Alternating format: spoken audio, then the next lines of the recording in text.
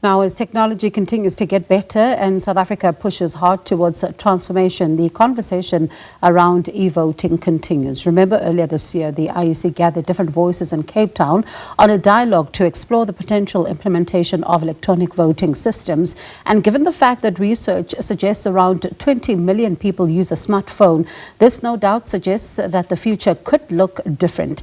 But just how different are we talking, and how far is the process of consolidating these voices and move towards this? We speak to Mamabolo, Chief Electoral Officer at the South Africa's Electoral Commission. Good evening to you, Mr. Mamabolo, and thank you so much for your time. Perhaps let's start with, where you are since the gathering in March, because some reports are suggesting that there is now a policy-making stage. Certainly, you'll recall that at the conference itself, we launched a discussion document. And that discussion document was the foundation upon which a broad public conversation was to happen. So we have opened that public submission process until the end of September, after which we will collate all the submissions, integrate them into the discussion document, and present same to the Minister of Home Affairs for further processing in Parliament and through the executive system. And how long is that second process likely to take, where the Minister then gets involved and takes it to Parliament? Well, it's a matter that is slightly out of our hands. After we hand over, the speed at which the process moves is not defined by us. But of course, in the engagements with the Minister, I'm sure the Commission will indicate the need to treat the matter a bit expeditiously. The idea, however, is not to implement e-voting for next year. That will be too soon, because there are a lot of things that still have to happen before we reach a point where we are comfortable with the implementation.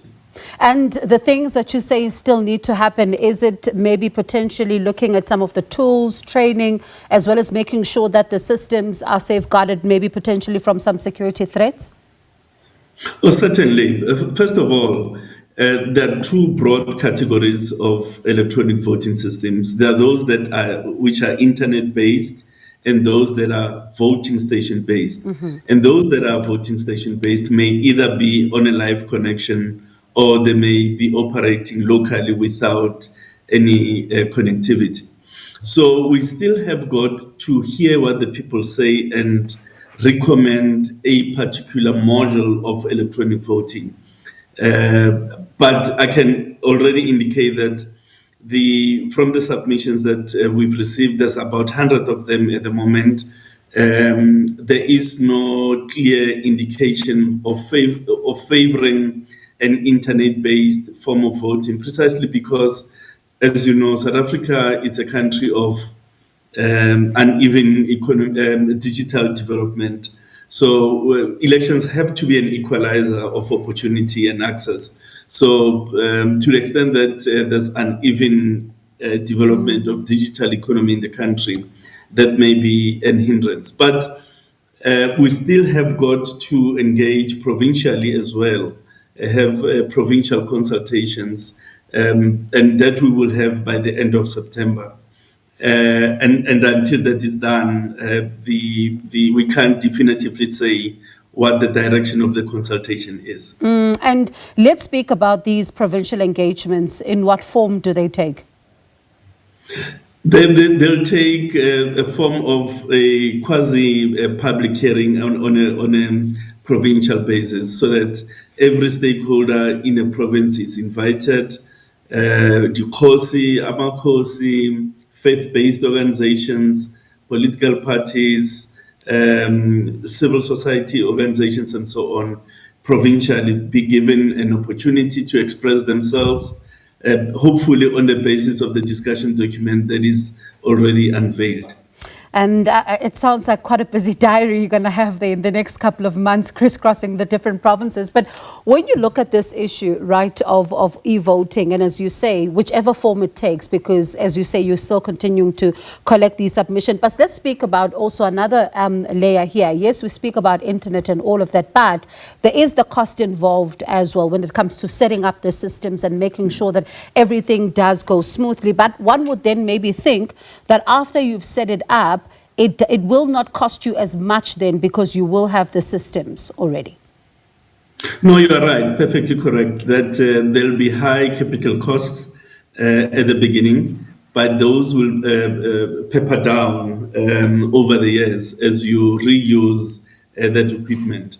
But the initial capital investment is going to be astronomical. So we are alive to that fact. And part of the exercise that we will be doing after closing the public participation process is to do a detailed costing different costing scenarios to say if the country goes this way, these are the likely financial implications.